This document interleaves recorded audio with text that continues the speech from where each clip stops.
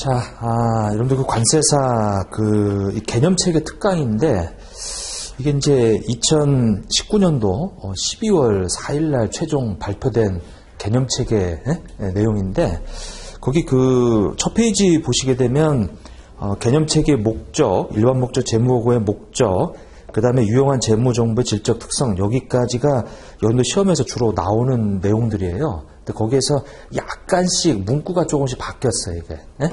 그리고, 이제 그 내용들. 그러니까 이제 시험에서 출제될 가능성은 이제 여기 이 파트가 제일 이 가능성이 높은데, 거기에서 약간 바뀌었다. 약간. 그렇게 크게 많이 바뀌지 않았어요. 근데 이제 문제는 그 뒤에 재무제표에 그 다음에 이제 보고기업이라고 해서 이게 새로 신설된 규정이에요. 그리고 이제 재무제표의 요소인데 얘는 완전히 바뀌었어요. 개념이 완전히 바뀌었어요. 근데 이제 여러분들 시험에서는 한 번도 안 나왔어요. 이게 사실은 지금까지 10년 동안에. 그리고 인식이라고 돼 있는데 자, 요 인식도 완전히 바뀌었어요. 전면 개정됐어요. 이게 인식도. 그 다음에 이제 재거라는 규정이 새로 신설됐고. 그 다음에 이제 측정이라고 해서 요 부분도 이제 일부가 이제 개정이 됐고, 이제 뭐가 좀 추가됐어요. 그 예전에 없던 표시와 공시가 신설이 돼 있고, 그 다음에 이제 하나도 안 바뀐 거는 요리 자본 및 자본유지 개념에서 여러분들 시험에서 가끔 나오죠. 계산 문제가. 근데 요거는, 기존하고 완전히 똑같기 때문에 하나도 바뀐 게 없기 때문에 요 특강에서는 뺐어요. 요거는 이제 기본 강좌 내용이 똑같으니까. 그래서 그 일부 개정된 내용들 좀 확인하시고 오히려 일부 개정된 그 앞부분에 있는 그 첫 번째, 두 번째, 세 번째가 우리 원래 강의에서 강조했던 부분 위주로 공부하시면 돼요. 여기서는 이제 그 바뀐 부분하고 이런 거 조금만 참조하시고 그 다음에 이제 전면 개정된 파트는 그 이 개념 체계에서 완전히 바뀌었지만은 여러분들 시험에서는 좀 출제 빈도가 거의 없어요. 근데 이제 개념 체계가 이 개정이 되면서 이 전면 개정된 파트하고 신설된 파트가 있어서 조금 짚고 넘어가야 될 부분이 있어서 이제 좀 특강을 하게 됐는데 자 일단은 자 1번에 나오는 이제 개념 체계 위상과 목적인데 여기는 거의 똑같아요. 내용들이. 다만 거기 개념 체계의 목적 있죠. 예전에는 이게 많았어요. 1번, 2번, 3번, 4번, 5번, 6번 쭉 해가지고 많았었죠. 뭐냐면 이제 작성자한테는 무슨 도움을 주고 감사인한테는 뭐 의견 영상에 도움 주고 다 필요 없어요. 3개로 딱 줄었어요. 오히려 더 쉽지. 그래서 이제 거기 1번에 보면 그 한국회계기준위원회 이제 만드는 우리 위원회한테는 그 재개정하는 데 도움 준다. 이건 뭐 예전하고 비슷하죠? 재개정하는 데 도움 준다. 자, 그 다음에 이제 2번에 우리 이 누구냐면은 그 특정 거래나 다른 사건에 적용할 회계 기준이 없거나 이제 회계 기준에서 회계 정책 선택이 허용되는 경우에 재무제표 작성자가 일관된 이 회계 정책을 개발하는 데 도움을 준다.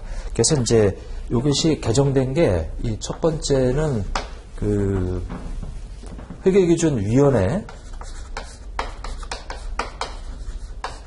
위원회한테 이제 재개정할 때 도움을 준다. 재개정에 도움을 준다. 그다음 두 번째는 이제 작성자죠. 작성자. 그래서 거기 그 앞에 회계 기준이 없거나 그다음에 회계 정책 선택이 허용되는 경우. 그러니까 이제 기준에 없거나 그다음에 이제 그 회계 기준을 이제 선택해야 되는 거기 이 회계 정책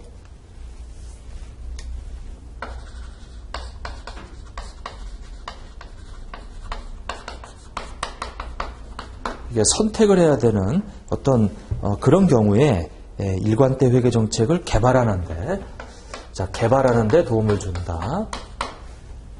그러니까 이제 작성자한테는 기준서에 없는 이제 그런 어떤 거래라든지 또 회계 정책을 선택할 때 이 개념책에 나와 있는 그 정의나 이런 거 가지고 이제 개발하는 데 도움을 준다라고 하는 거예요. 이렇게.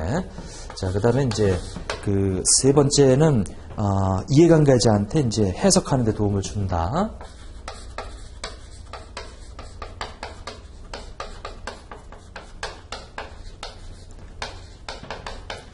자, 이해하고 해석하는데 도움을 준다. 그래서 이제 이렇게 세 가지로 예전엔 좀 더 많았어요, 이게. 뭐 감사인할 때 의견 영상에 도움 주고 뭐 이렇게 나왔었는데 이 세 가지만 나와 있다라고 하는 거. 자, 그 다음에 이제 거기 밑에 보면은 개념 체계는 회계 기준이 아니죠. 개념 체계는 IFRS가 아니다. 자, 이건 똑같아요. 가 아니다. 그래서 이 개념 체계는 우리 IFRS에 우선하지 않는다. 자, 이 말은 뭐 똑같은 얘기고 우선하지 않는다라는 거. 자, 이 체크해 두시고요. 그 다음에 이제 일반 목적 재무보고의 목적을 다 이거 읽어볼게요. 그냥 거기 이 프린트에 나와 있는 진하게 칠해져 있는 거 위주로만 좀 하세요. 네? 그래서 이제 뭐라고 되어 있냐면 개념 체계의 관점에서 벗어난 요구사항을 정하는 경우가 있을 수 있다. 그게 무슨 얘기냐면 우리가 이 적용할 때 1순위가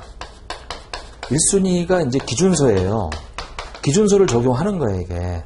기준서를 적용하는데, 자, 기준서에 없다면 이제 2순위가, 이 개념 체계를 통해서 어떤 개발할 수 있도록, 자, 이렇게 되어 있어요, 이렇게. 그러니까 순서는 이제 적용 순서가 일단은 기준서 적용하고, 기준서에 정해져 있지 않으면은 이제 작성자한테 이제 이렇게 개발할 수 있도록 개념 체계가 이제 돼 있는 거란 말이에요, 이게. 자, 그런데 중요한 것은 이 기준서라고 하는 것을 적용할 때 이게 이제 기준서죠. 기준서를 적용할 때 이게 이제 1순위라고 그랬어요. 1순위인데 만약에 없다면 이제 2순위를 적용하는데 2순위가 이제 바로 개념 체계란 말이에요. 개념 체계 이렇게 개념 체계 이거 이제 테두리니까 이렇게 할게요. 이렇게 무슨 얘기냐면 여기 있는 요것이 먼저 적용되는 거고요. 요게 뒤에 있는 거예요. 뒤에 있는 거. 그래서 기준서에 없는 내용은 이제 개념 체계 내용을 적용해라. 다만 요 개념 체계가 아우르지 않고 요 기준서에서 개념 체계를 일탈하는 그 개념 체계에서 정해져 있지 않은 것을 기준서에서 정할 수가 있어요. 이제 요것이 이제 일탈되는 부분이에요. 일탈되는 부분. 그러니까 요거는 이제 서로 상충되는 경우죠. 그러니까 개념 체계에서 정해놓은 건데 적용은 기준서부터 적용하는 거예요. 1순위가. 개념 체계가 2순위란 말이에요. 이게 2순위 이렇게. 자, 그래서 1순위의 이 기준서를 적용할 수 없을 때는 이제 개념 체계, 요 뒤에 있는 개념 체계를 참조해서 이제 개발해 나가는데 만약에 1순위 적용할 때 개념 체계하고 상충되는 요런 일탈되는 부분이 있을 수 있어요. 일탈되는 부분이 있을 수 있다. 일탈되는 부분이. 그래서 거기 만약 회계기준위원회가 그러한 사항을 정하는 경우 해당 기준서의 결론 도출 근거에 그러한 뭐에 대한 설명을 해줘야 돼요? 개념 체계하고 상충되는 내용으로 기준서에 규정되어 있다 이거예요. 네? 이렇게. 그래서 일탈에 대한 설명을 한다. 자, 그 다음에 이제 그 다음 문장에 보면은 개념 체계는 이 사회 어떤 경험에 의한 축적된 경험을 토대로 수시로 개정이 될 수 있기 때문에 자, 개념 체계가 되죠. 근데 문제는 자, 여기 한번 봐보세요. 여기 기준서가 1순위예요. 근데 개념 체계가 개정이 됐어요. 근데 얘는 2순위이기 때문에 얘가 개정됐다고 해서 1순위가 개정될 필요는 없지 이게. 네? 그래서 그 멘트 개념 체계가 개정됐다고 자동으로 회계기준이 개정되는 것은 아니다. 그래서 이제 여기까지가 우리 이 개념 체계의 위상과 뭐예요? 목적이에요. 목적에 대한 얘기. 그러니까 지금 요 내용 좀 알아두시고 그 다음에 이제 두 번째는 이 일반 목적 재무보고의 목적, 유용성과 한계다. 일반 목적. 이 재무보고의 목적, 이렇게. 이거 시험에 잘 나왔죠? 이것도 예전에 나왔고, 근데 이제 옛날에 개정되기 전걸로 나왔었고, 이게. 그래서 이제 이 부분인데. 자, 보면은, 자, 1번 목적이 한번 보세요. 우리 현재 및 잠재적 투자자. 이게 누구예요? 현재 투자자는 채권자하고 누구예요? 주주죠. 지금 현재 이 채권자하고 누구 말하는 거예요? 주주 말하는 거죠. 자, 이게 이제 현재 투자자 말하는 거예요. 투자자. 그리고 또 언제? 앞으로 우리 회사의 채권자가 될 사람, 주주가 될 사람, 현재 또는 이제 그 잠재적이라고 하는 거예요. 잠재적 투자자, 잠재적 투자자, 잠재적 투자자, 현재 잠재적 투자자. 자, 이해를 하세요. 자, 그 다음에 대여자. 이건 이제 우리 돈 빌려주는 우리 은행이나 그리고 기타 채권자. 자, 이 사람들이 기업의 자원을 제공하는 것에 대한 의사결정을 할 때 유용한 재무정보를 제공하는 것이다. 목적은 일반 목적 재무보고는 이 현재 잠재적 우리 투자자하고 그 다음에 이제 대여자, 이제 기타 채권자. 자, 이 사람들의 이 뭐를 위한 거야? 의사결정을 위해서 우리 회사가 이제 유용한 정보를 이제 제공하는 거다. 유용한 정보를 제공하는 것이다. 자, 그게 이제 일반 목적 재무보고의 목적이죠. 자, 그래서 거기 그 다음 줄에 보면 많은 현재 우리 채권자하고 주주죠. 그리고 앞으로 우리 채권자 주주가 될 사람들하고 그 다음에 은행에서 우리 돈 빌려줄 사람들, 그 밖에 채권자들은 이 바로 일반 목적 재무보고서에 의존해야만 한다. 따라서 그들이 일반 목적 재무보고서의 대상이 되는 주요 이용자들이에요. 이 사람들이 주요 이용자들이에요. 일반 목적 재무보고서의 주요 이용자들이에요. 네? 그리고 주요 이용자들이 아닌 제외되는 사람들이 있어요. 제외되는 사람들은 바로 이제 경영진, 그 다음에 이제 규제기관, 그 다음에 이제 일반 대중이에요. 일반 대중. 자, 이 사람들이 아닌, 그러니까 이제 현재 잠재적 이 투자자, 대여자, 기타 채권자가 아닌 일반 대중들은 이 주요 이용자들이 일반 목적 재무보고에 주로 의존하죠. 이렇게. 자, 이 사람들은 그것에 의존할 필요가 없다. 이렇게. 자, 그래서 거기 자, 그 주요 이용자들은 바로 현재 및 잠재적 투자자, 대여자 및 기타 채권자가 주요 이용자들이에요. 이렇게.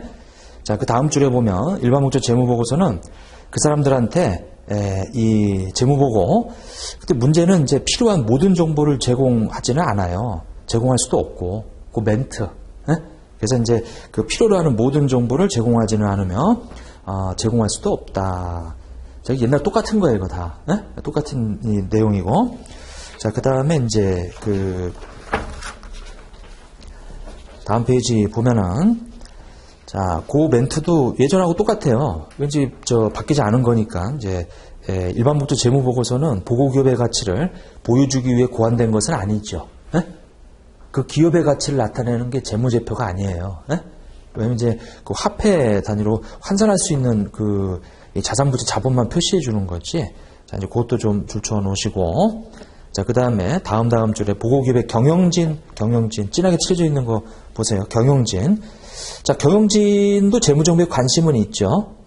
근데 이 사람은 내부 사람이니까 내부에서 구할 수가 있어요. 그래서 일반 목적 재무보고서에 의존할 필요가 없어요. 의존할 필요가 없다. 자, 그 다음에 그 다음 줄, 그 밖의 당사자들인데 예를 들어 규제기관. 자, 제가 지금 여기 이 주요 이용자들이 주로 이 재무제표, 재무보고에 의존하는 거고, 이제 거기서 제외되는 사람들이 바로 경영진하고 이제 여기 규제기관이에요. 규제기관. 여기는 이제 의존할 필요가 없다 이거죠. 이 사람들이 주요 이용자들이 아니다라는 얘기예요. 그래서 거기 규제기관, 그리고 투자자, 대여자 및 그 밖의 채권자, 이 사람들, 이 주요 이용자들이 아닌 일반 대중, 이 일반 대중, 자, 그거를 사용할 수 있죠. 유용하게 사용할 수 있죠. 근데 그렇더라도 일반 목적 재무보고서는 이러한 그 밖의 집단, 즉 경영진, 규제기관, 일반 대중을 주요 대상으로 하는 것은 아니다. 이 사람들이 이 주요 대상자가 아니다 이거예요. 여기 이제 이 주요 이용자인데 이 사람들은 이용할 수는 있어도 이 사람들을 위해서 이 목적으로 만든 건 아니다. 이제 그 멘트. 자, 이건 예전에 똑같아요, 이게. 거기도 예전에도 이런 얘기 있었어요, 이거. 자, 그 다음에 자, 재무보고서는 정확한 서술보다는, 그러니까 이제 재무보고서는 이 정확성이 아니고 이제 합리성이죠. 합리성은 상당 부분 추정도 들어가고 판단 및 모형에 근거한다. 그래서 이제 여기까지. 자, 이제 두 번째, 그 보고기업의 경제적 자원, 청구권, 그리고 자원 및 청구권의 변동에 관한 정보를 이제 제공하는데, 자, 그 첫 번째는 경제적 자원과 청구권. 자, 일반 목적 재무보고의 목적. 자, 일단은 목적은 그 앞에 나오는 현재 및 잠재 투자자들한테 그 사람들이 의사결정할 수 있도록 유용한 정보를 제공하는 거예요. 그 사람들이 주요 대상자고, 이제 거기서 제외되는 사람들은 이런 사람들이고, 그 다음에 이것은 보고기업의 가치를 나타내는 걸로 고안된 게 아니다라는 거, 그 중요한 멘트들 위주로 좀 알아두시고, 그 다음에 이제 이 제공하는 바로 그 유용한 정보가 뭐냐? 자, 이제 이 유용한 정보라고 하는 부분은 바로 이 경제적 자원, 그 다음에 청구권이죠. 자, 청구권이 이제 두 가지가 있어요. 이렇게 청구권이 있고, 여기도 청구권이 있죠. 여기는 이제 부채고, 여기는 이제 자본이에요. 여기는 뭐예요? 경제적 자원은 자산이 있죠. 근데 그것의 이제 변동분이 뭐예요? 변동분이 바로 수익과 뭐예요? 이제 비용이죠. 수익과 비용. 그러니까 단기순위. 네. 그래서 거기 1번에 경제적 자원과 청구권은 주로 재무상태표에서, 그 다음 두 번째 경제적 자원과 청구권의 변동은 포괄손익계산서 현금흐름 자본변동표에서, 그리고 발생기준 정보하고 그 다음에 이제 현금흐름 이제 성과 정보예요.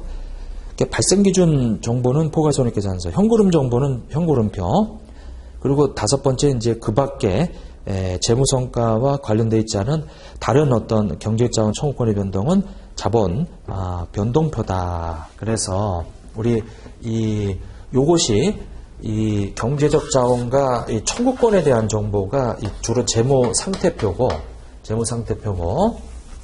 자, 그 다음에 이제 그것의 변동이라고 하는 것이 바로 자산과 부채가 변동하고,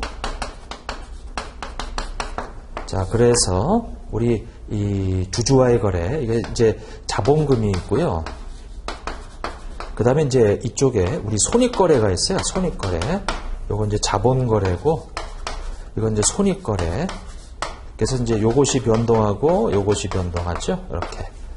그래서 요것을 나타내는 게 뭐예요? 포괄손익계산서고, 이렇게. 그리고 이 중에 우리 캐시플로, 현금하고 관련된 게 뭐예요? 현금 흐름표고, 그 다음에 요 전체 자본의 변동이 우리 자본 변동표고요. 이렇게. 그래서 이제 그 유용한 정보인데 어떤 정보냐면 그 회사가 가지고 있는 경제적 자원과 청구권에 대한 정보, 그 다음에 그것에 대한 변동분에 대한 정보, 근데 그것이 이제 손익계산서나 자본 변동표나 현금흐름표에 이제 표시가 되는 거죠. 네? 이렇게. 그래서 이제 유용한 정보는 이제 그렇게 좀 봐주시고, 그 다음에 이제 세 번째 보면은 기업의 경제적 자원 사용에 관한 정보라고 해서 우리 기업이 이 경제적 자원을 어떻게 사용했느냐. 자, 그것은 이제 바로 어떻게 투자해서 어떻게 벌어들였냐. 수탁책임 능력에 대한 거죠. 수탁책임 능력에 대한 거. 자, 이제 그렇게 좀 봐주시면 돼요. 그래서 요 부분하고 이제 두 번째는 이제 수탁책임이에요. 수탁책임에 대한 정보. 그러니까 이제 일반 목적 재무보고의 목적은 이 사람들한테 유용한 정보를 제공하는 게 목적인데, 그 유용한 정보라고 하는 것이 기업이 가지고 있는 자산부채, 자본에 대한 거하고 그것에 대한 변동분에 대한 정보예요. 그리고 또 하나가 뭐예요? 경영진의 수탁책임에 대한 정보예요. 네? 이렇게 두 가지를 이 유용한 정보라고 한다. 네? 자, 지금 정리를 해보면 일반 목적 재무보고의 목적은 이 사람들한테 이 채권, 현재 잠재적 투자자, 대여자, 기타 채권자한테 의사결정을 할 수 있도록 유용한 정보를 제공하는 거래요. 이 사람들은 주요 이용자가 아니래요. 이렇게. 그리고 일반 목적 재무보고는 보고기업의 가치를 나타내는 걸로 고안된 게 아니래요. 네? 네, 근데 그러면 이 사람들한테 제공하는 유용한 정보가 뭐냐? 그 회사가 가지고 있는 자산부채 자본과 그 변동분에 대한 정보를 제공한대요. 그리고 또 무슨 정보를 제공한대요? 그 경영자의 수탁 책임에 대한 정보를 제공한대요. 네? 그게 이제 유용한 정보래, 이게. 자, 그 다음에 이제 세 번째 보시게 되면 여기까지는 똑같아요. 우리 앞에 그 개념체계 거기서 그것만 좀 바뀐 거 말고는 똑같단 말이에요, 이게. 근데 한 번 더 정리하시고 시험에 충분히 나올 수 있는 내용이니까. 자, 그 다음에 이제 세 번째, 유용한 재무정보의 질적 특성이다라고 해서, 자, 이 부분도,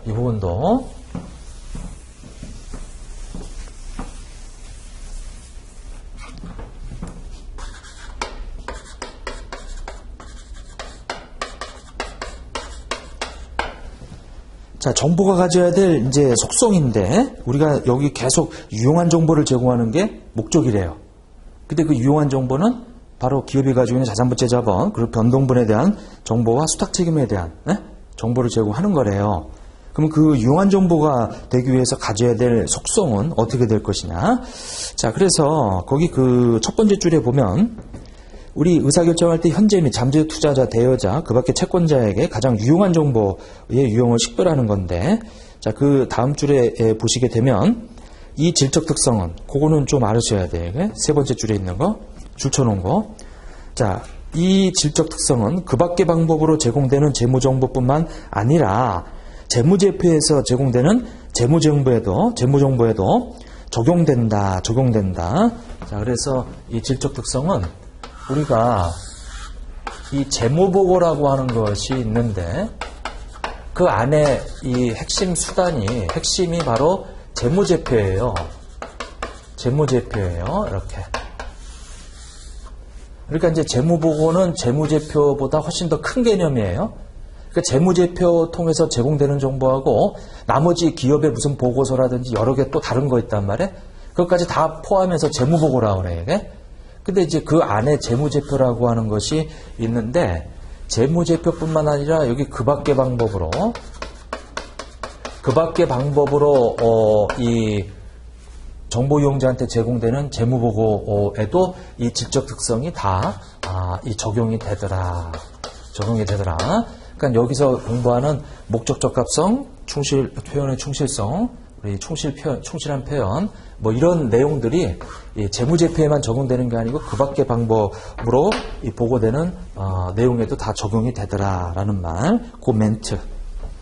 자, 그 밖의 방법으로 제공되는 재무정보뿐만 아니라 재무제표에서 제공되는 재무정보에도 적용이 된다라고 하는 거, 이제 그거 좀 줄쳐 놓으시고, 자, 그 다음에 그 다음 줄에 줄쳐져 있는 거 보면 재무정보가 유용하기 위해서는 일단 어떻게 해야 돼? 똑같아요, 이거. 목적 어떻게? 적합해야 된다. 목적 적합성이에요. 자, 그 다음에 이제 표현 충실성이죠.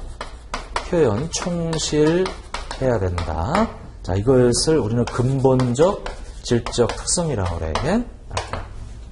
똑같다. 자, 그래서 그렇게 되어 있고 재무정보가 비교 가능하고 그래서 보강적이라는 게 있어요. 똑같아요.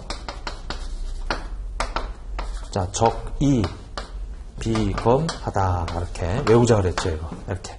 그래서 이것은 적시성이라고 그랬고 이해 가능성이라고 그랬고 비교 가능성이라고 그랬고 검증 가능성이라고 그랬어요. 이렇게. 그래서 이제 앞자만 따서 적이 비검하다. 그 다음에 이제 목적 적합성은 예피 중이라고 그랬죠, 이게. 그래서 이제 예측가치, 피드백가치, 그 다음에 이제 이 중요성이다라고 하는 거. 자, 그 다음 표현의 충실성이라 하는 것은 자, 완전한 서술,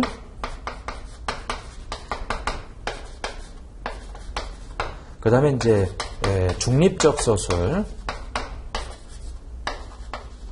그 다음에 이제 무오류라고 하는 거죠. 무오류, 이렇게 똑같아요. 자, 그래서 거기 양갈 1번에 근본적 질적 특성의 목적 적합성, 표현 충실성이라고 하는 거 두 가지를 갖춰야 되겠다. 그래서 이제 목적 적합성은 의사결정에 뭘 발생시키는 거예요?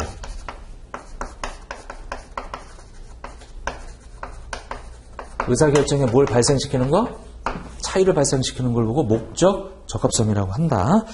자, 거기 예측가치 확인가치에 보면 이제 재무정보의 예측가치 확인가치, 자, 그거 두 개를 가지고 있으면 이제 그 정보는 의사결정에 차이가 나도록 할 수 있다는 거죠. 그리고 예측가치를 갖기 위해서는 그 자체가, 자, 여기서 이제 제일 중요한 거는 그 자체가 뭘 필요 없다 그랬어요? 예측치일 필요 없죠. 어차피 과거치 가지고 정리해서 그거를 추세를 보는 건데, 그래서 예측치 또는 예상치일 필요는 없다. 예상치일 필요는 없다라는 말. 자, 이제 그렇게 돼 있고, 자, 그 다음에 넘어가서, 자, 재무정보 예측가치 확인가치는 이제 서로 상호 관련돼 있다. 그죠? 관련돼 있다. 이렇게 상호. 왜냐면 이제 과거 가지고 이 피드백해서 미래를 다시 이제 과거 수치의 추세를 봐서 이제 예측할 수 있는 거죠. 이 두 가지는 서로 관련돼 있다라고 하는 거예요. 이렇게 돼 있고, 그다음에 이제 두 번째 중요성인데, 자, 의사결정에 영향을 줄 것으로 합리적으로 예상할 수 있으면 그 정보는 중요한 것이다. 그래서 중요성은 의사결정에 뭐 하면? 의사결정에 영향을 미치면 이제 중요한 정보다 이거죠. 의사결정에 영향을 미치면 중요한 정보다. 자, 근데 중요성은 개별 기업 재무보고서 관점에서 해당 정보와 관련된 항목의 성격이나 우리 규모, 둘 다를 성격 규모를 모두 고려하죠. 그래서 이 질적, 양적 중요성을 다 따진다라고 하는 거. 자, 이제 그렇게 돼 있고. 그 다음에 우리가 획일적으로 정할 수 있다 그랬어요? 없다 그랬어요? 자, 획일적인 우리의 계량 임계치를 정할 수 있다 없다? 정할 수 없다 그랬어요. 이제 중요성은 이제 회사가 정하는 거지, 정할 수 없다. 여기까지 다 똑같은 거예요. 다른 거 없어요.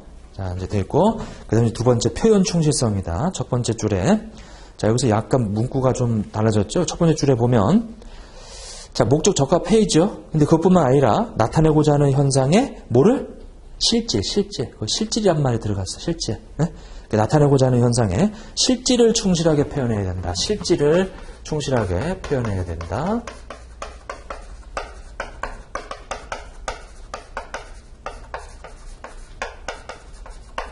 자, 이게 표현 충실성이에요, 이게. 자, 그러기 위해서 세 가지를 갖춰야 되는데 서술은 완전하고 중립적이며 오류가 없어야 된다. 다 똑같아요. 이거는. 자, 요거 표현 충실성 할 때 요 실질이란 말이 들어간 건데 뭐 큰 차이 없어요. 어차피 표현은 이제 실질. 자, 그다음 실질을 표현해라. 자, 표현 충실성은 모든 면에서 정확한 것을 의미하지는 않는다. 그래서 이 모든 면에서 정확한 것은 모든 면에서 이제 정확한 것을 의미하는 것은 아니다. 자, 그 다음에 그 다음 멘트. 자, 표현 충실성 그 자체가 반드시 유용한 정보. 그 자체가 반드시 유용한 정보가 되는 것은 아니다. 이렇게. 그러니까 이게 무슨 얘기예요? 표현 충실성만 갖췄다고 해서 이 유용한 정보가 되는 것은 아니다. 근데 달리 말하면 유용한 정보가 되기 위해서는 표현 충실성이 필요하죠. 즉 말해서 필요 조건이지 충분 조건이 아니다. 충분 조건이 아니다. 필요 조건이지. 이렇게. 그래서 이제 지금 우리는 이 목적 적합성하고 표현 충실성이라는 게 바로 이 유용한 정보가 되기 위해서 갖춰야 될 내용인데 이 표현 충실성 그 자체가 반드시 유용한 것은 아니다. 그러니까 이제 그 얘기는 필요 조건이라는 얘기예요. 이것만 갖췄다고 해서 충분하다는 얘기는 아니다. 이제 그 멘트 이것도 옛날하고 똑같은 거예요. 다른 거 없어요. 자, 그 다음에 그 박스. 자, 완전한 서술. 자, 이거는 우리 정보 이용자가 서술되는 현상을 이해하는 데 필요한 모든 정보를 포함하는 거. 똑같네요. 옛날하고 똑같아요. 자, 중립적 서술. 자, 중립적 서술은 편의가 없어야지. 자, 이제 그 뒤에 거. 이제 그게 이제 들어간 거다. 서로 이제 알아야 되는 내용인데, 중립적 서술. 자, 중립적 서술은 편의가 없어야 된다. 이거는 뭐 똑같은 거고, 편의가 없어야 된다. 이렇게. 그러니까 여기 이해하는데 모든 정보를 제공해야 되고, 여기 편의가 없어야 된다. 자, 근데 그 뒤에 말, 바로 중립성은 신중을 기함으로써 뒷받침된다. 그러니까 중립성이라는 얘기는 편의가 어디에 치우치지 말라고 하는 건데, 그거는 신중해야 된다. 이거 신중해야 된다. 중립성은 신중을 기함으로써 뒷받침된다. 자, 신중성은 불확실한 상황에서 판단할 때 어떻게 하라는 얘기예요? 주의를 기울이라는 얘기예요. 네? 그러니까 이제 확실하게 100%면은 그거는 어디 치우친 게 아니죠. 근데 이게 지금 그 불확실하단 말이에요? 그러면은 주의를 기울여야 된다 이거예요. 그 신중을 기한다는 것은 자산과 수익이 어떻게 되는 거? 과대평가되지 않고 부채와 비용이 어떻게 되지 않는 거? 과소평가되지 않는 거. 그래서 여기 신중성이라는 말이 있는데, 자, 여기서는 이제 불확실한 상황에서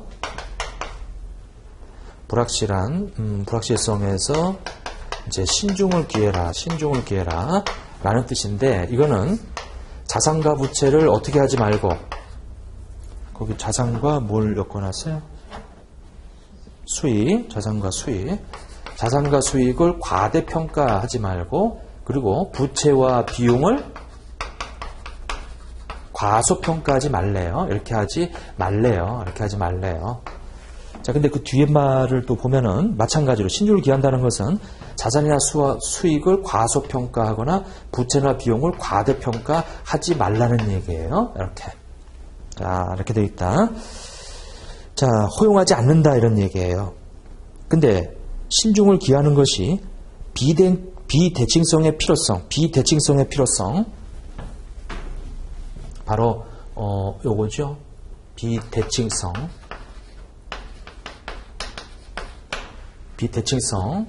필요성. 자, 뭐냐면 바로 요 부분이 아니라 비대칭성의 필요성이라고 하는 부분이 뭐가 있냐면은 가급적 부채나 비용을 많이 잡아라라고 하는 그 뭐가 있냐면 보수주의라는 말이 있어요. 보수주의라는 말. 근데 개념체계에서는 이걸 인정하지 않겠다 이거예요. 개념체계에서는. 에? 그래서 거기 뭐라고 되어 있냐면 비대칭성의 필요성 해가지고 저 가로 열고 가로 닫고 거기 뒤에 가보세요. 비대칭성의 필요성을 내포하는 것은 아니다. 그러니까 이게 신중을 기하라는 얘기는 이런 보수주의에 따라서 부채 비용을 많이 잡아라 이런 뜻이 아니다. 에? 무조건 많이 잡고 적게 잡는 거 다 허용하지 않겠다 이거예요. 에? 근데 이 비대칭성을 의미하는 거 아니에요? 그러니까 지금 말해서 여기 수익과 자산은 가급적이면 많이 잡지 말아라.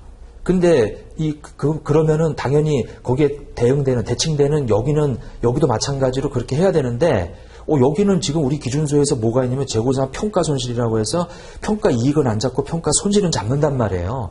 그래서 기준소에서는 이 비대칭성으로 해서 그 저가법이라는 걸 적용해요.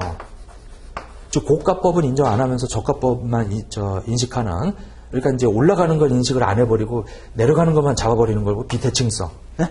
이렇게. 그러니까 이제 안 맞는단 말이에요, 균형이. 근데 지금 개념 체계하고 이 기준소하고 다르잖아요, 이게. 근데 뭐가 우선이에요? 개념 체계에서는 이걸 인정하지 않겠대, 이게. 근데 이제 우리 개별 기준소, 재고자산 기준소에서는 뭐라고 되어 있어요? 저가법 적용하잖아요, 이게. 그러면 다르면 어디가 우선이다? 기준소가 우선이다, 이거 기준소가. 이제 개념 체계는 지금 이 비대칭성, 자, 그거를 인정하지 않겠대, 이게. 자, 이제 그 말. 자, 내포하는 것은 아니다. 자, 그러한 비대칭성은 유용한 재무정보의 질적 특성이 아니래요. 비대칭은. 그러니까 우리 개념체계에서는 질적 특성에서 중립적 서술이라고 돼 있고, 그래서 반드시 치우치지 말라고 돼 있어요. 근데 보면 개별 기준소에서는 올라가는 거는 인식 안 하고 내려가는 인식하는 이런 비대칭성 회계 처리를 하고 있단 말이에요, 이게. 근데 우리 개념체계에서는 그런 거 인정 안 한단 말이에요. 근데 이제 기준소에서는 그런 일탈을, 아까 제가 1순위가 뭐라 그랬어요? 기준소라 그랬지. 그리고 그 안에서 이제 그 다음 순위가, 이게 1순위고 이제 2순위예요. 제가 요거 이렇게 안 해놓은 것은 얘부터 적용하고, 그러고 나서 이거 적용하라. 근데 이 개념체계에서 규정하지 않은 기준소에서 일탈하는 것들이 있단 말이에요. 이런 것들은 이제, 여기 지금 일치가 안 하지, 이거는. 에? 그래서 이제 여기서 일탈하는 부분들은, 그 기준소에다가 그 도출 근거를 써놓고, 이렇게 하도록 돼 있지, 기준소에. 자, 그래서 일단은 우리 중립적 서술에서 신중성이라는 말은 치우치지 말아라. 불확실성에서 신중하게 해라. 그거는 자산부채의 과대과소 하지 마라. 부채 비용의 과대과소 하지 마라. 결국은 이렇게 대칭적으로 하도록 돼 있는데, 이 기준소에서 이렇게 규정해 놓으면은, 그거는 서로 상충하는 거죠. 그러면 이제 기준소가 우선한다. 이렇게. 일단 개념체계는 이걸 인정하지 않는다. 요걸 하나만 좀 해 놓으시고. 자, 그 다음 무오류 봐보세요. 무오류. 자, 무오류. 자, 무오류는 이 절차의 선택과 적용 시 절차상 오류가 없음. 여기 무오류. 절차상 오류가 없음. 똑같죠?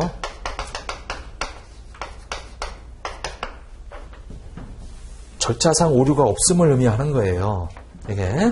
그래서, 기존하고 똑같다. 이게 정확하다는 걸 의미하는 건 아닌데, 여기 이제 이거죠. 절차상 오류가 없다는 얘기지. 자, 근데, 거기 모든 면에서 완벽하게 정확하다는 것을 의미하지는 않는다라고 돼 있고요. 그 다음에 이제 그 뒤에 있는 멘트. 자, 이제 그게, 이제 좀 이 개정된 걸로 알아둬야 될 내용인데, 재무보고서의 화폐 금액을 직접 관측할 수 없어 추정해야만 하는 경우에는 우리 측정 불확실성이 발생한다. 확실한 게 아니니까 불확실성이 이제 발생하는데, 합리적인 추정치의 사용은 재무정보의 작성에 필수적인 부분이며, 즉 정확하다는 게 아니고 합리적이면 된다. 추정이 명확하고 정확하게 기술되고 설명되는 한 정보의 유용성을, 자, 그 말이 중요한 말이에요. 우리가 추정을 하게 되면 추정한 것이 정보의 유용성을 저해한다, 안 한다. 정보의 유용성을 저해하는 것은 아니다. 그러니까 이제 이것은 정상적인 우리가 이 기준소에서 우리 이 개념체계에서 인정하는 이 내용이기 때문에 그걸로 추정한 이 수치가 정보의 유용성을 저해하는 것은 아니다. 요 말. 정보의 유용성을 저해하는 것은 아니다. 즉 불확실성 하에서 우리가 이 금액을 추정하는 것은 정보의 유용성을 저해하는 것이 아니다. 자, 특정 불확실성이 높은 수준이더라도 그러한 추정이 무조건 유용한 재무 정보를 제공하지 못하는 것은 아니다. 그러니까 불확실성이 높다고 해서 그렇게 해서 추정된 그 수치가 이 유용한 재무 정보를 제공하지 못하는 것은 아니다. 그 멘트, 요 멘트, 그러니까 추가로 알아둬야 될 멘트가 그 멘트예요. 자, 이제 무오류는 정확한 게 아니고 뭐예? 합리적인 절차에 따라서 추정했으면 인정이 된다. 그 정보는 유용한 정보를 저해하는 것은 아니다.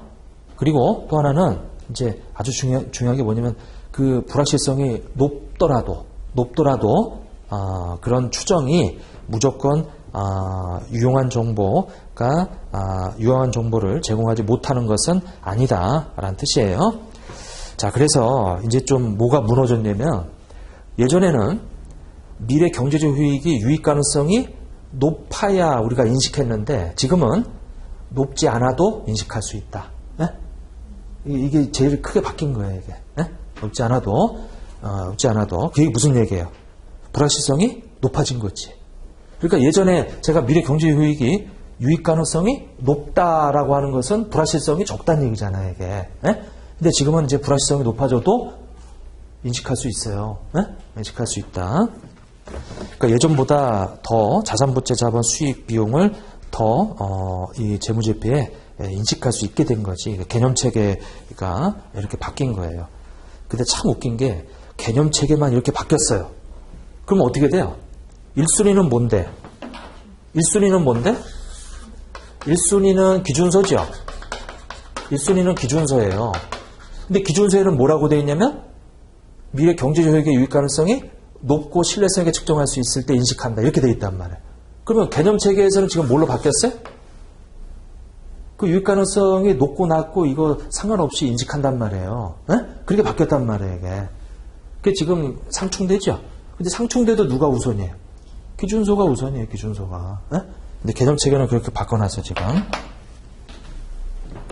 자, 그 다음에, 지금, 뭘 좀 잘 체크하시냐면은, 이 부분, 추정해도 정보의 유효성을 저해하는 것은 아니다. 불확실성은 이제 신중하게, 근데 이것은 이제 정보의 비대칭성을 우리가 인정하지 않아요. 수익, 비용, 자산 부채를 과대과소 잡는 거 인정하지 않는다라고 하는 거죠. 그러니까 신중하게 하지만은, 그런 것을 과대과소 잡는 걸 인정하지 않는다. 자, 근데 이제 별도 기준소에서는 저가법이라든지, 재평가모형이라든지 이런 거에서 보면, 올라가는 거는 가급적 손익으로 안 집어넣고 OCI로 집어넣든지 아예 인식 안 하든지 그렇게 하는데, 개념 체계에서는 정보의, 비대칭성을 인정하지 않는다라고 하는 거죠, 이게. 그렇게 좀 보고. 그 다음에 이제 세 번째. 자, 근본적 질적 특성의 적용인데, 정보가 유용하기 위해서는 어떻게 해야 돼요? 목적 적합하고 충실하게 표현되어 있죠. 이 두 가지를 다 갖춰야 되는 거예요, 이게. 그러면 이 두 가지를 갖추는 것에 대한 그 절차, 거기 그 두 가지를 갖췄는지에 대해서 확인하는 절차가 다음과 같아요. 자, 그것 좀 정리해 주는데,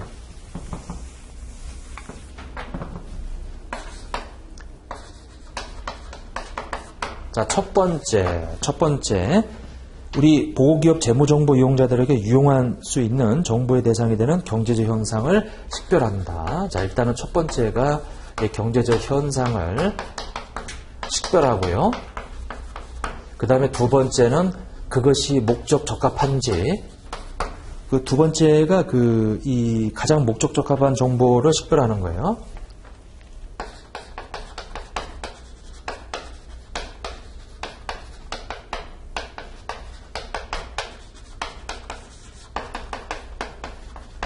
자, 세 번째는 뭐예요? 순서가. 세 번째는 충실하게 표현할 수 있는지.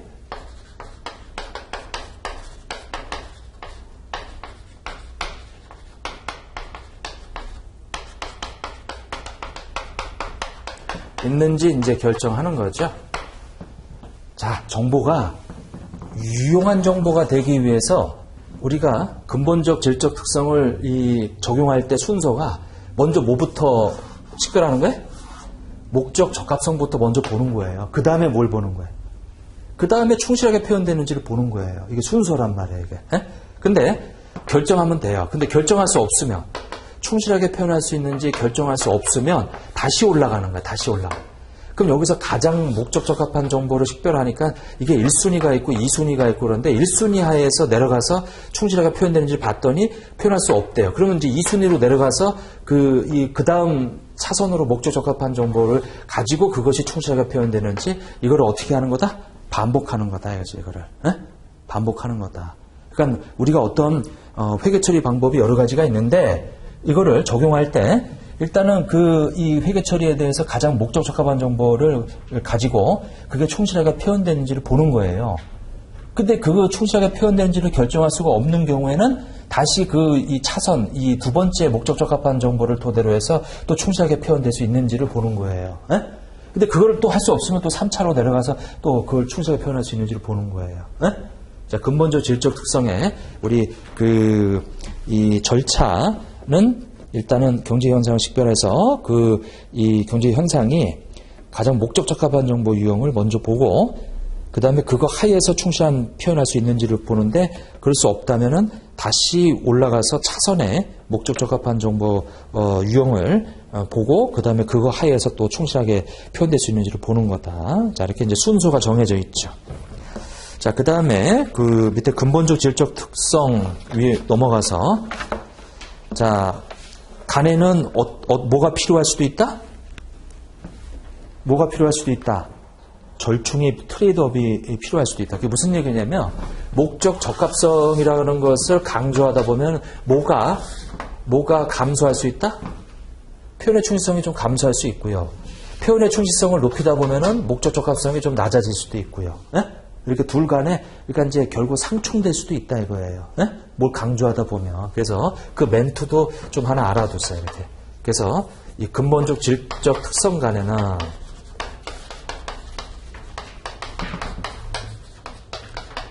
특성 간 우리가 상충될 수도 있다. 상충될 수 있다. 트레이드업, 거기 그 절충, 뭐, 그것은 서로 뭐 하나를 강조하자면은 이제 다른 것이 좀 상쇄될 수 있다라고 하는 거예요. 감소될 수 있다라는 거. 근본적 질적 특성 간에는 절충이 필요할 수도 있다. 그래서 서로 조절이 필요할 수도 있다 이거예요. 자, 근데 두 번째. 자, 보강적 질적 특성은 똑같으니까 여기 근본적 질적 특성에서 중립적 서술 여기서 이제 신중성이라는 말, 그다음 무오류에서 이제 이 추정인데 그게 이제 이 불확실성이죠. 불확실성 하에서 이제 할 때 이 부분 그 불확실성이 높다고 해서 이 유용한 정보가 아닌 것은 아니다. 그러니까 이제 불확실성이 높더라도 유용한 정보가 될 수 있다라고 하는 거예요. 그리고 이제 신중성에서 불확실성, 요 신중하게 하란 얘기는 이 과대과소에서 이제 이 비대칭성을 인정하지 않는다. 그러니까 이제 과대과소 다 인정하지 않는다 이런 뜻이에요. 이렇게. 그래서 그 부분이 좀 개정된 내용이고, 그 다음에 이 절차 부분에서 이제 근본적 질적 특성을 적용할 때 일단 그 경제적 현상에 대해서 가장 목적 적합한 정보를 먼저 식별하고 그 목적 적합한 정보 하에서 충실하게 표현할 수 있는지를 결정한다. 결정할 수 없을 때는 다시 사전에 목적 적합한 정보 유형을 가지고 이제 충실하게 표현할 수 있는지를 또 보고 이걸 반복해 나가는 과정이다 이거예요. 네? 이렇게. 자, 그다음에 이제 보강적 질적 특성이에요. 자, 보강적 질적 특성은 거기 줄 쳐져 있는 건데 이거는 똑같아요. 똑같으니까 한번 그냥 줄 친 것만 볼게요. 거기 진하게 쳐져 있는 거. 저기 비거마다 그게 보강적 질적 특성이고 1번 비교 가능성. 자, 비교 가능성은 이제 유사점과 차이점을 식별하고 이해할 수 있게 하는 항목으로 그 유사점과 차이점이라는 얘기는 두 개가 있어야죠. 그게 두 개가 유사한지 두 개가 차이가 나는지 최소한 두 항목이 필요하다. 근데 이 비교 가능성은 두 항목 간의 비교다 보니까 거기 일관성이라고 하는 것은 우리 회계 처리를 일관되게 전기와 단기 계속 이어서 이렇게 하는 얘기지 두 항목 간의 비교가 아니란 말이에요. 에? 근데 만약에 일관성 있는 정보는 비교 가능성을 높여요. 즉 말해서 비교 가능성은 목표고 일관성은 그 수단 중에 하나예요. 에? 비교 가능성을 높이기 위한. 자, 그래서 이제 그 일관성은 비교 가능성과 관련이 없지만 관련돼 있지만은 동일하진 않아요. 근데 일관성은 이제 하나의 수단이고 비교 가능성은 이제 목표다라고 하는 거. 자, 그 다음에 비교 가능성 통일성이 아니다. 이렇게. 그래서 이제 그 정보가 비교하는 위해서 비슷한 것은 비슷하게, 자, 다른 것은 다르게 보여야 한다라고 하는 것이 통일성이에요. 그 멘트. 요거는 뭐 기존에도 다루던 내용인데, 정보가 비교 가능하기 위해서는 비슷한 것은 비슷하게, 그리고 다른 것은 다르게 보여야 한다. 자, 넘어가시죠. 중요한 거는 비교 가능성은 통일성이 아니다. 그리고 비교 가능성은 일관성이 아니다. 일관성은 수단일 뿐, 비교 가능성은 목표이다. 자, 그렇게. 자, 그 다음에 그 표 바로 밑에 그 멘트 하나 좀 알아두세요. 진하게 칠해져 있는 거. 자, 동일한 경제적 현상에 대해서 대체적인 회계 처리 방법을 허용하면, 대체적인 회계 처리 방법이 허용되면 비교 가능성이 어떻게 돼요? 감소하지. 왜냐하면 비교 가능하려면은 대체적인 회계 처리 방법이 많아져 버리게 되면 비교 가능성은 떨어질 수밖에 없어요, 이게. 네? 그러니까 A 회사는 정액법, B 회사는 정률법, C 회사는 뭐 방법이 막 굉장히 많다면은 비교 가능성이 떨어진단 말이에요, 이게. 자, 그다음 검증 가능성은 거기 진하게 칠해져 있는 거, 이거 똑같아요, 기존에 있는 거하고. 합리적인 판단력이 있고 독립적인 서로 다른 관찰자가 어떤 서술이 표현 충실성에 있어 비록 반드시 완전히 의견이 일치하는지 뭐 그걸 일치하지는 않더라도 이제 비슷한 수준의 합의에 이를 수 있다는 거 검증 가능성이죠. 자, 근데 정보는 단일 점추 정치이어야 할 필요는 없죠. 이거 기존에도 이거 중요한 내용이에요. 검증 가능성은 점추 정치여야 할 필요는 없다. 이게 범위, 확률로도 검증될 수 있다. 자, 적시성, 제때. 일반적으로 정보는 오래될수록 유용성이 낮아지죠. 그러나 일부 정보는 보고기한 말 후에도 오랫동안 적성이 있을 수 있다. 똑같아요. 예전에 했던 거와 똑같은 내용이란 말이에요. 자, 이해 가능성. 자, 이거는 명확하고 간결하게 그 다음에 이제 특정 지우며 표시하면 이해 가능해진다. 자, 다음 줄에 자, 이해 가능하기 위해서 어려운 것들을 제외하면 그 정보를 더 이해하기 쉽게 할 수 있죠. 왜냐면 이제 어려운 거 다 빼버렸으니까. 그러나 그 보고서는 불완전하게 되고 잠재적으로 오도될 수 있어요. 그래서 어려운 거를 이해 가능성이라는 차원에서 이해할 수 없다고 빼버리면 안 된다. 때로는 그런 어려운 정보들은 자문가의 도움을 받으면 되는 거죠. 자문가의 도움을 받으면 된다. 이렇게. 자, 그 다음에 이제 보강적 질적 특성의 적용. 아까 여기 근본적 질적 특성의 적용은 이렇게 적용해요. 순서가. 근데 보강적 질적 특성의 적용은 순서가 따로 정해져 있지 않아요. 그래서 거기 어떤 규정된 순서를 따르지 않는 반복적인 과정이다. 그래서 여기는 어떤 순서가 정해져 있지 않다. 네? 여기는 순서가 먼저 목적 적합한 정보부터 식별하고 그 다음에 그것이 충실하게 표현된지를 본단 말이에요. 네? 근데 이제 여기는 그 순서가 정해져 있지 않은 반복적인 과정이다.